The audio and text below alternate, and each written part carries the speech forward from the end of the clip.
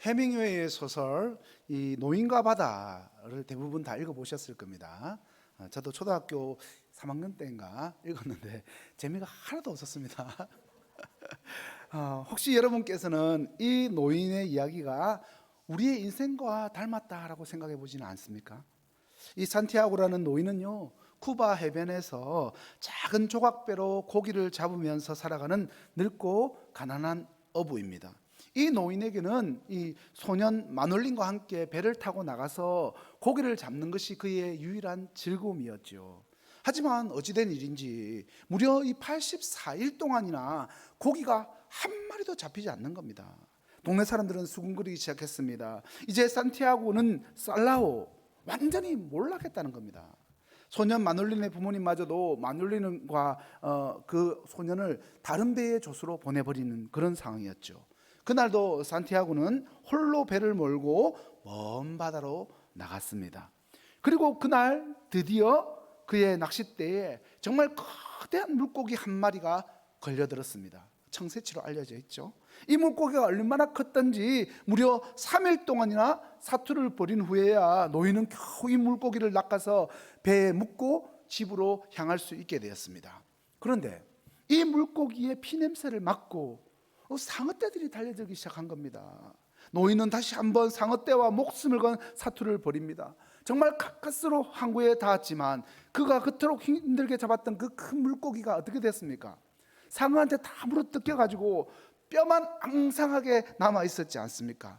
노인은 지친 몸을 이끌고 오두막으로 돌아가서 정신없이 잠이 들었죠. 노인이 잠든 사이에 이 마놀린이 찾아와서 노인의 그 상처투성이인 손을 보면서 눈물을 흘립니다. 동네 사람들과 관광객들은요, 머리와 꼬리만 남은 그 앙상한 물고기 뼈를 신기한 듯이 구경을 했습니다. 여러분, 이 노인은 84일 동안이나 빈손으로 돌아왔음에도 불구하고 또다시 바다로 나아갔습니다. 왜였겠습니까? 바다가 그의 삶이기 때문입니다. 넓고 넓은 바다에서 홀로 큰 고기와 싸우고 상어떼와 사투를 벌이는 곳, 그럼에도 불구하고 결국에는 빈손으로 돌아오게 되는 그 결말, 이 해밍웨이의 소설 노인과 바다가 보여주는 이 결말은 결국 우리의 인생을 보여주는 것과 같습니다.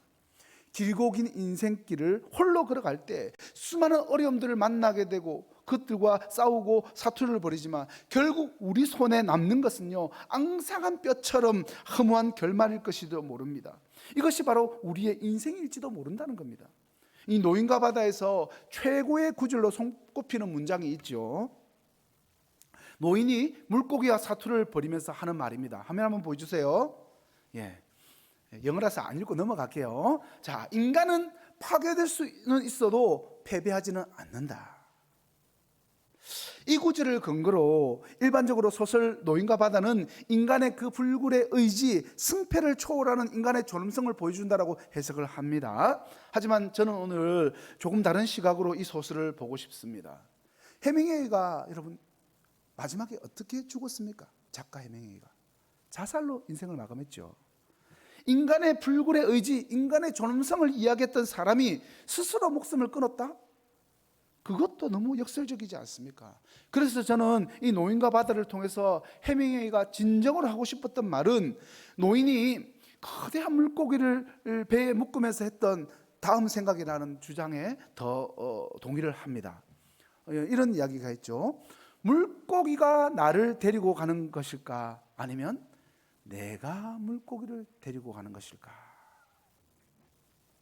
사랑하는 성도 여러분, 하나님이 마음 가운데 없는 인생은요, 마치 이 노인의 고백과 같습니다. 인생이라는 넓고 넓은 바다 가운데에서도 어디로 가야 할지를 모른 채 어디에서 나타났는지도 모르는 상어떼와 싸우면서 결국에는요, 앙상하게 남은 뼈다귀뿐인 고기를 끌고 가는 것입니다. 물고기가 자신을 데리고 가는 것인지 자신이 물고기를 데리고 가는 것인지도 모른 채 그렇게 방향 없이 살아가는 것이 바로 하나님 없는 인생의 모습일지도 모릅니다. 그렇다면 여러분, 우리의 인생은 어떻게 해야 될까요? 우리는 인생의 거친 풍랑 속에서 어디로 나아가야 할까요? 오늘 우리는요, 요한복음에 기록된 놀라운 이 표적들을 통해서 삶의 방향을 잃은 우리에게 참된 길을 제시해주는 예수 그리스도를 만나보려고 합니다.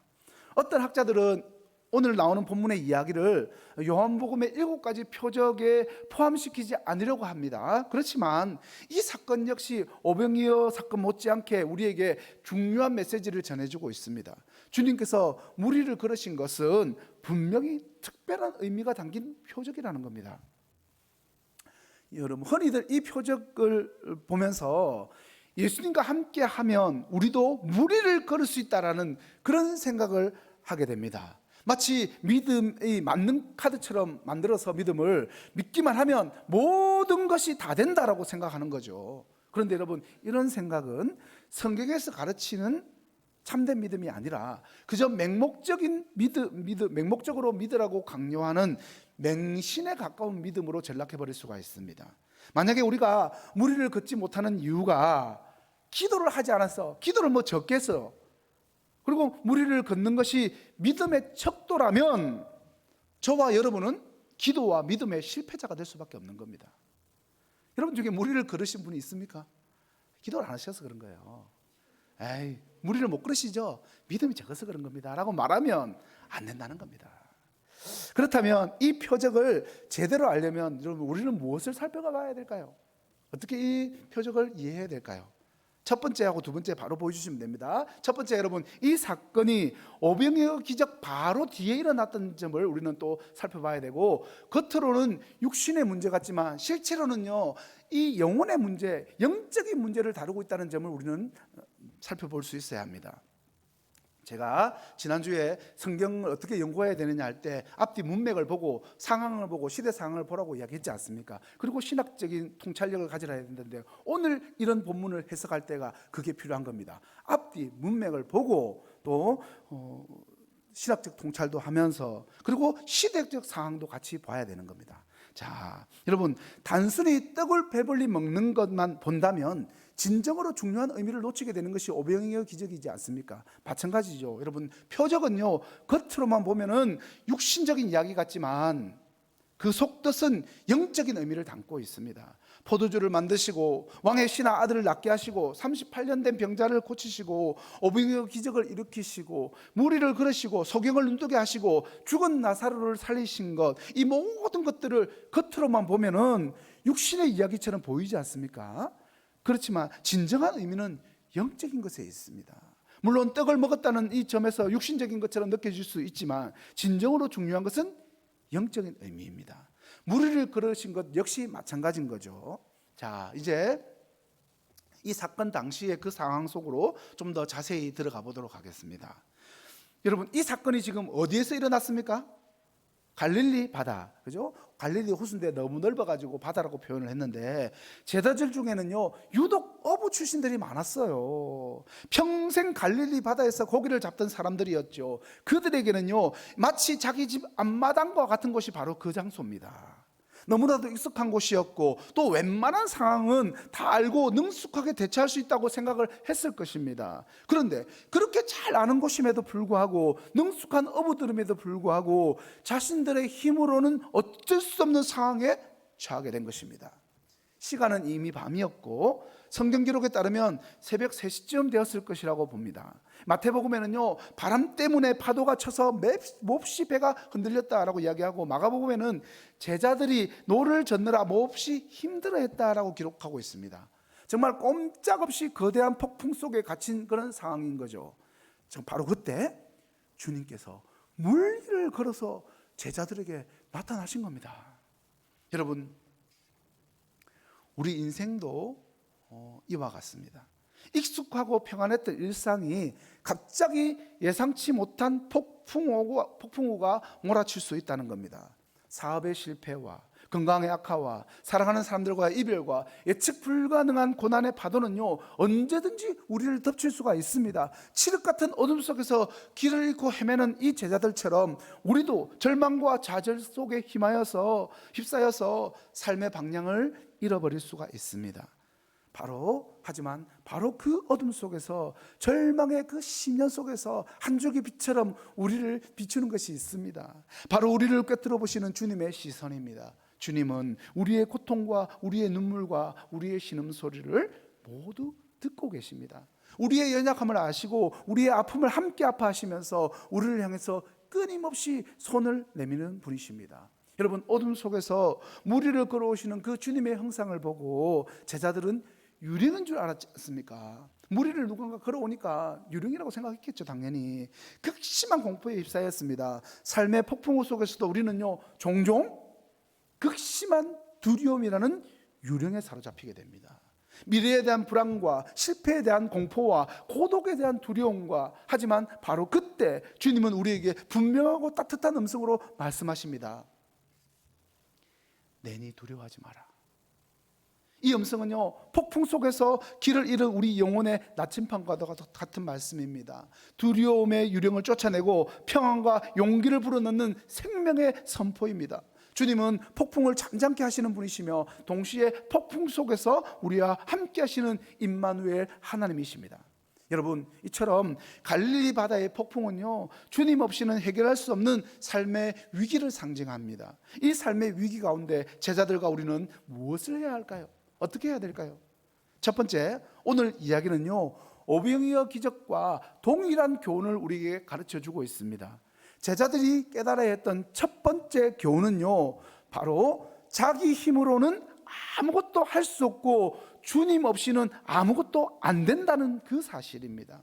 요한복음 15장 5절에 이렇게 이야기하죠. 주님이 말씀하시는 겁니다. 나를 떠나서는 너희가 아무것도 할 수 없다. 여러분, 이 말씀은 그러면 우리는 진짜 주님 없이는 그냥 아무것도 못하는 거구나, 그렇게 할 것이 아니라, 이 말씀은 우리는 주님 없이는 진정으로 열매 맺는 삶을 살 수 없다라는 의미로 받으셔야 된다는 거죠. 너무나도 당연한 게, 하나님이 원하시는 열매는요, 우리가 예수님과 하나 되고 예수님 안에 있을 때에만 맺을 수가 있습니다. 우리의 힘으로는요, 그 무엇을 만들어내서 하나님께 드릴 수 있는 것이 하나도 없습니다. 아무것도 없어요. 제자들은 주님을 떠나서 갈릴리 바다를 건너려고 했습니다.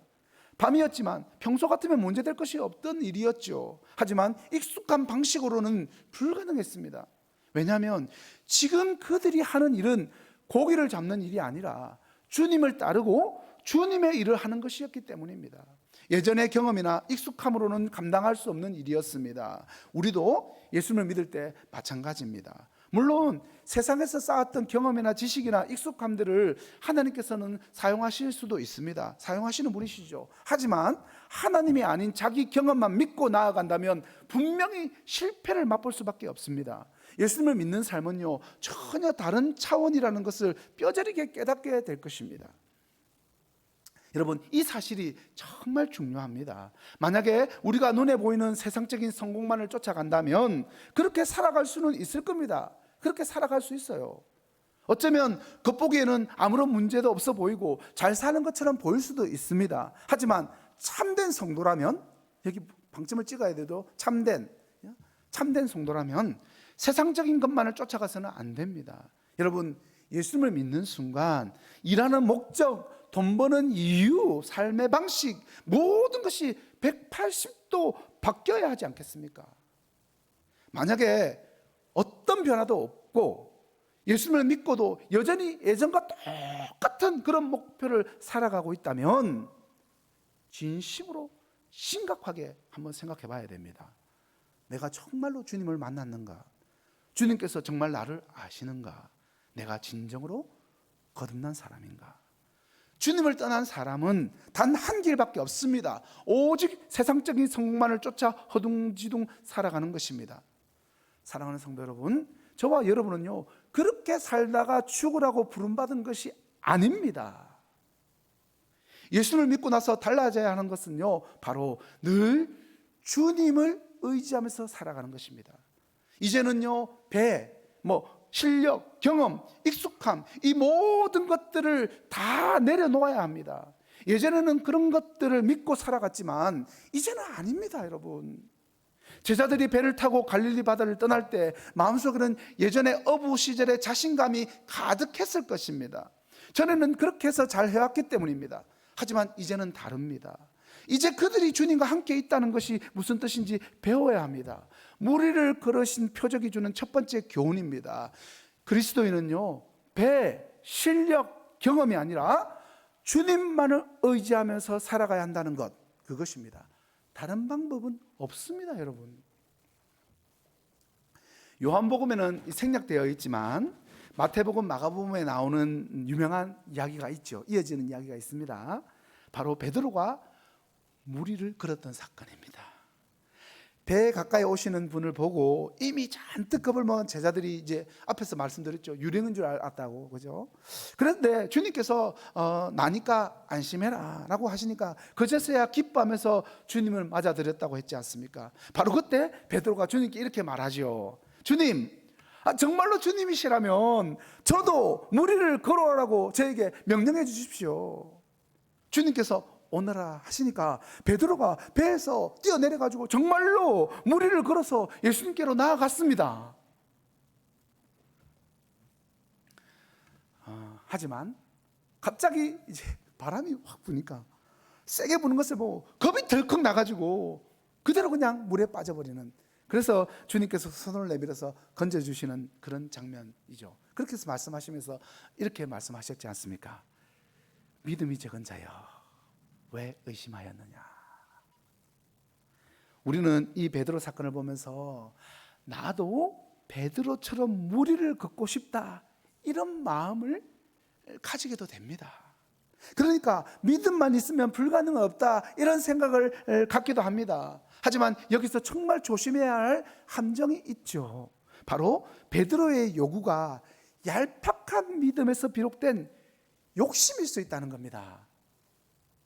무리를 걷고 싶다는 마음이 이 사건을 통해서 많은 그리스도인들의 마음을 사로잡습니다. 아마도 이런 마음들이 기독교에 대한 흔한 기대가 되었을 것입니다. 예수님을 믿으면 모든 어려움을 다 이기고 어떤 문제도 문제가 되지 않고 세상 풍파를 다 이겨낼 수 있다는 식으로 말입니다.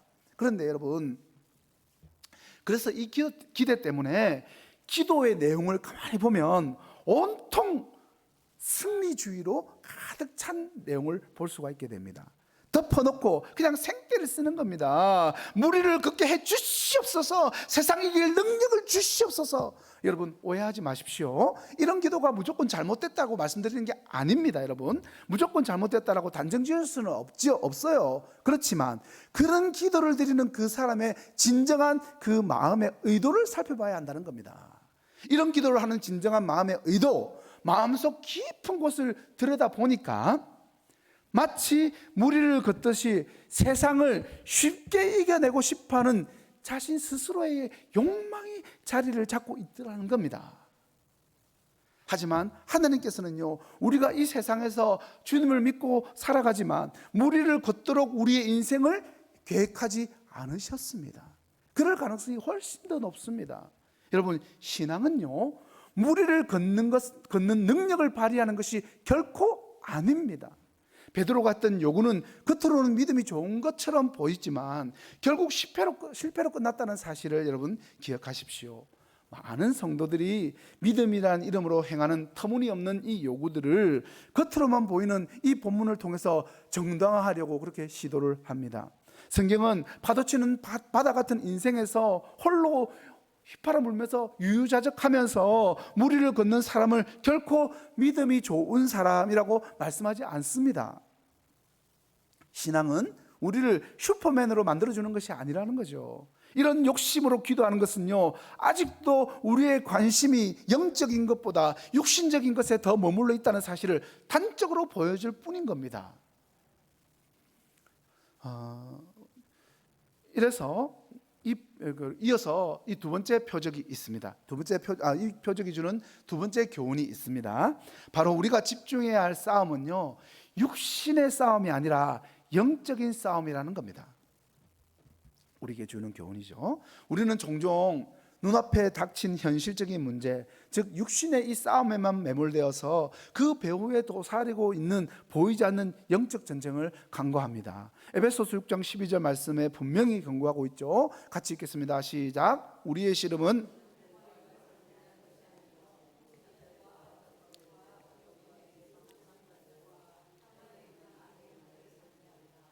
여러분, 우리의 진정한 싸움은 물질적인 풍요나 세상적인 성공을 쟁취하는 것이 아니라 죄의 유혹과 사단의 권세와 맞서 싸우는 영적인 싸움입니다. 세상이 말하는 승리는요, 일시적이고 덧없는 것입니다. 부와 명예와 권력과 성공은 한순간의 영화일 뿐 영원한 가치를 지니지 못합니다. 오히려 세상적인 승리는 우리를 교만하게 만들고 하나님으로부터 멀어지게 할 수 있습니다. 베드로가 했던 요구를 한번 보세요. 되는 듯 했지만 결국에는 실패로 끝났지 않습니까? 요한복음이 베드로 사건을 생략한 이유가 바로 여기에 있습니다. 이 표적이 진정으로 강조하고 싶은 것이 무엇인지 더 집중하게 만들려고 했던 거죠. 우리는 세상에서 승리한다는 말을 쉽게 오해합니다. 여러분, 이 말은 세상을 살면서 고난 없이 살거나 문제 없이 쉽게 넘어간다는 뜻이 결코 아닙니다. 성경은 예수님을 믿으면 갑자기 능력이 생겨서 풍랑이 싹 사라진다고 약속하지 않습니다. 쏙쏙이던 자식이 갑자기 착해진다고 약속하지도 않습니다. 인생에서 비극적인 일들이 절대 일어나지 않는다고 약속하지 않습니다. 사실 우리가 눈으로 다 보고 있고 또 경험하고 있지 않습니까? 신실한 목사님, 또 경건한 장로님, 권사님의 가정에 인간적으로 너무나도 안타까운 일들이 벌어지고는 하죠. 그럴 때 누군가는 믿음이 부족해서 그래, 죄를 지어서 하나님께서 벌 주신 거라고 말할 수도 있을 겁니다. 그런데 여러분, 정말 그럴까요? 여러분, 믿음이 그렇게 가벼운 것입니까? 아닙니다, 여러분. 그럼에도 불구하고 우리는 자기가 원하는 대로 믿고 싶어하고 억지로 그런 믿음을 좋은 믿음이라고 포장하고 싶어 한다는 거죠. 누군가는 베드로처럼 요구하면 믿음이 좋네 칭찬을 하기도 합니다. 하지만 주님께서는요, 베드로에게 믿음이 좋은 자라고 했습니까? 적은 자라고 했습니까? 적은 자라고 말씀하셨지 않습니까? 분명히 말씀하셨습니다. 그런 의미에서 우리가 추구해야 할 참된 승리는요, 세상적인 성공이 아니라 영원한 생명, 즉 하나님 나라를 쟁취하는 것입니다. 요한일서 5장 4절은 이렇게 선포합니다. 무릇 하나님께로부터 난 자마다 세상을 이기느니라. 세상을 이기는 승리는 이것이니 우리의 믿음이니라. 믿음은 세상을 이기는 강력한 무기입니다. 믿음으로 우리는 죄와 사망의 권세를 이기고 영원한 하나님 나라를 유업으로 받을 수 있습니다. 우리는 육신의 싸움이 아닌 영적인 싸움에 우리의 모든 힘과 열정을 쏟아야 합니다. 기도와 말씀과 그리고 공동체의 나눔을 통해서 성령의 능력으로 무장해서 날마다 승리하는 삶을 살아갈 수가 있는 겁니다. 결론적으로 오늘 이 표적을 통해서 주님께서 진정으로 가르쳐 주시는 것을 한마디로, 한 문장으로 딱 정리를 하면은, 신앙은 풍랑 속에서 주님과 함께 가는 것이다 라고 정리를 할 수가 있습니다. 뭐 여러 가지 이야기했죠. 다 잊어버리셔도 됩니다. 한 줄로 정리한 거 딱 기억하시면 됩니다. 신앙은 풍랑 속에서 주님과 함께 가는 것이다.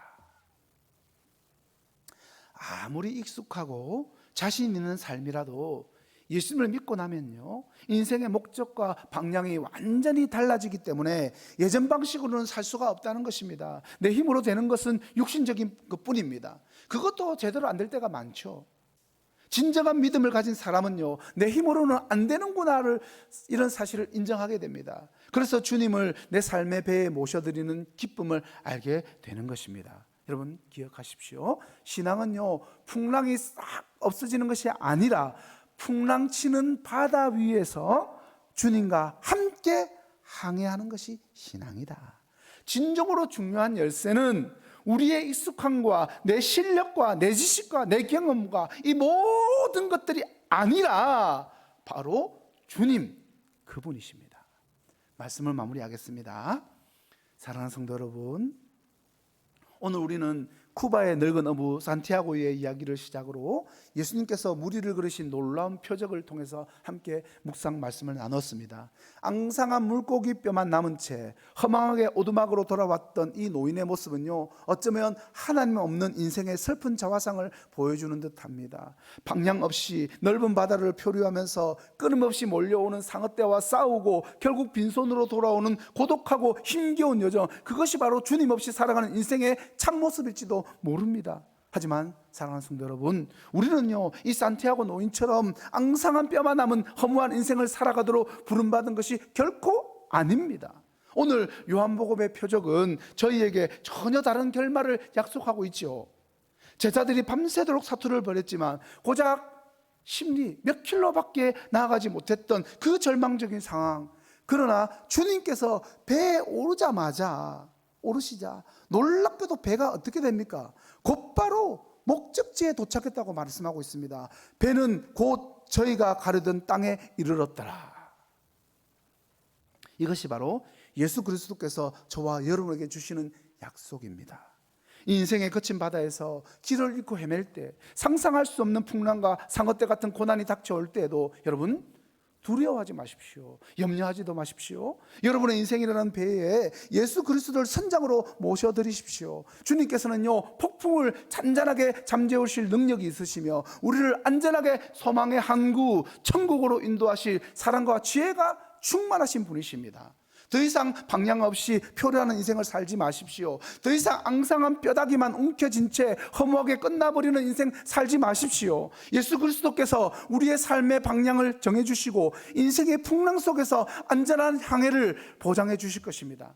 주님께서 시편 107편을 통해서 약속을 하셨어요. 이미 구약에서 약속하신 겁니다. 같이 읽겠습니다. 시작.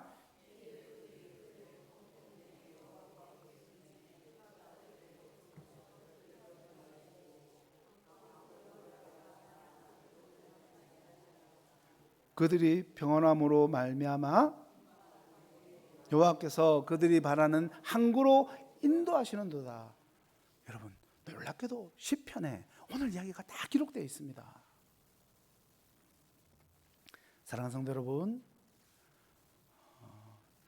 여러분 스스로에게 한번 질문해 보는 시간입니다. 지금 여러분의 인생은 어떤 바다를 항해하고 있습니까? 나는 지금 어떤 바다를 항해하고 있을까? 만약에 혹시 내 바다는 왜 이렇게 잔잔하고 평온할까? 라는 생각이 드신다면 하나님께 감사하시기 바랍니다. 얼마나 감사한 일입니까?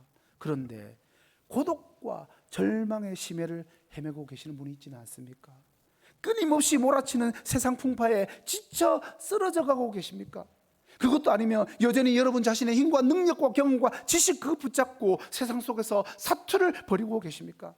오늘 이 시간 여러분의 인생의 배에 예수 그리스도를 초대하십시오. 주님께서는요, 여러분을 외면하지 않으시고 반드시 여러분의 손을 잡아 일으켜 세우실 것입니다. 그리고 폭풍 속에서도 평안을 주시고 마침내 영원한 안식이 있는 천국의 항구로 우리를 인도해 주실 것입니다. 여러분, 이 사실을 믿으시기 바랍니다. 오늘 주신 말씀 한번 읽고 화면 마지막으로 띄워주시고 우리 함께 읽겠습니다. 시작. 두려워하지 말라. 내가 너와 함께함이라. 놀라지 말라. 나는 내 하나님이 됨이라. 내가 너를 굳세게 하리라. 참으로 너를 도와주리라. 참으로 나의 오른손으로 너를 붙들리라. 아멘. 여러분, 이 약속을 굳게 붙잡고 폭풍 속에서도 담대히 나가는 복된 성도 여러분 되시기를 주님의 이름으로 간절히 축원합니다.